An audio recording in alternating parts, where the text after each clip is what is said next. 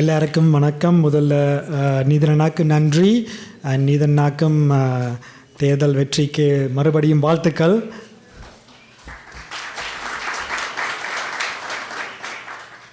எல்லாரும் எங்களோட தாயகத்தில் தமிழத்தில் இந்த பொருளாதாரத்தை கட்டி எழுப்பணும் என்று நிறைய நோக்கங்கள், நிறைய சிந்தனைகள் இருந்தாலும் செயல்பாட்டில் இவ்வளவு தூரம் இந்த கனடா நாட்டில் நிறைய தமிழ் மக்கள் பறந்து விரிந்து வாழ்கிறது கனடா நாட்டில் இந்த செயல் ரீதியாக கொண்டு வந்து இந்த சர்வதேச ஆய்வு மாநாட்டை முன்னெடுத்து இப்போ தொடங்கின அனைத்து ஆளுமைகளுக்கும் எனது பெரிய பாராட்டுக்கள்.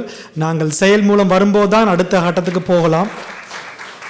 அந்த விதத்தில் அனைத்துலக தமிழர் பேரவை அதுக்கு பின்னால் இயங்கிக் கொண்டிருக்கிற ஒவ்வொரு குடும்பங்களுக்கும், ஒவ்வொரு அக்காமார் அண்ணாமாருக்கும் நிறைய அமைப்புகள் நிறைய எண்ணங்களோடு இருக்குது. ஆனால் பொருளாதாரத்தை கட்டி எழுப்புறது மிக சில அமைப்புகள் தான் உலகத்திலேயே இயங்கி கொண்டிருக்கிறோம் என்று எனக்கு தெரிஞ்சது.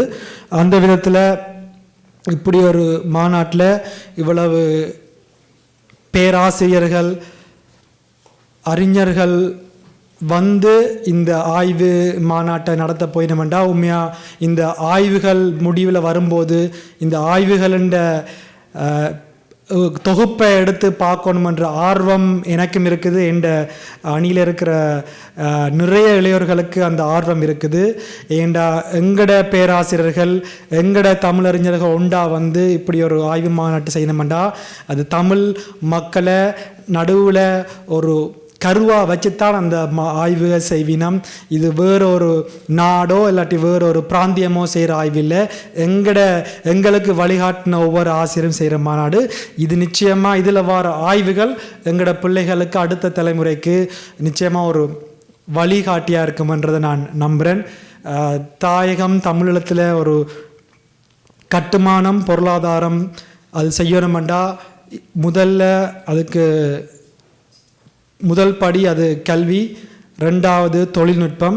அந்த தொழில்நுட்பத்தை கட்டி எழுப்பும் போது தான் அந்த ஒரு சமுதாயத்தை கட்டி எழுப்பலாம். அந்த விதத்தில் நாங்கள் இப்போ 2025 எப்படி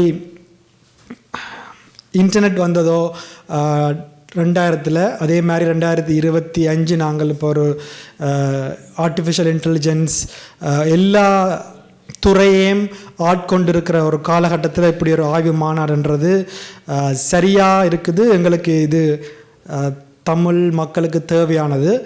அந்த ஒரு ஆய்வு மாநாட்டில் நாங்கள் தமிழ்ல பார்க்கும்போது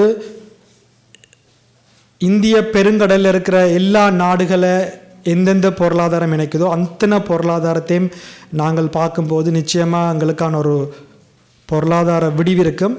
ஏனெண்டா ஈழத்துக்கு அருகாமையிலே தமிழ்நாடு இருக்குது. கிட்டத்தட்ட 80 மில்லியனுக்கு மேலே மக்கள் இருக்கணும். எங்களோட ஒரே மொழி பேசுகிற மக்கள்.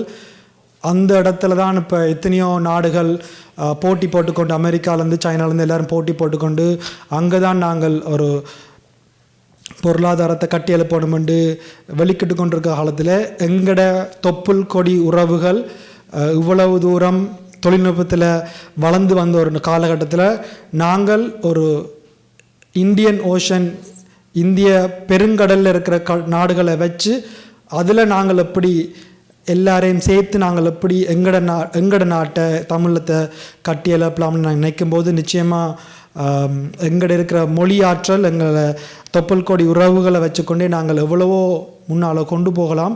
அதுக்கு அமெரிக்காவில் இருக்கிற சிலிக்கன் வேலியில் இருக்கிற தமிழ் மக்களும் நிறைய ஏற்பாடுகளை செஞ்சு கொண்டிருக்கணும். யாழ்ப்பாணத்திலேயும் அதுக்கான நிறைய ஆய்வு மாநாட்டுகள், தொழில்நுட்பம் சார்ந்த ஆய்வு மாநாட்டுகள் நடந்திருக்கிறது. இப்போ கனடாவில் அனைத்துலக தமிழர் பேரவை எடுத்திருக்கிறது. நிச்சயமாக அந்த ஒரு புள்ளியை நோக்கி போகிற பயணத்தில் இந்த ஒரு தொடக்கம்ன்றது நல்ல தொடக்கமாக, சிறப்பான தொடக்கமாக, இனி இல்லைன்ற முக்கியமாக தொடர்ந்தும் இயங்குகிற தொடக்கமாக இருக்குமென்ற நம்பிக்கை இருக்குது. அப்படிப்பட்ட அக்காமார் அண்ணாமார் இருக்கினோம். எல்லாருக்கும் என்னது வாழ்த்துக்களை தெரிவித்துக்கொள்கிறேன். நன்றி, வணக்கம்.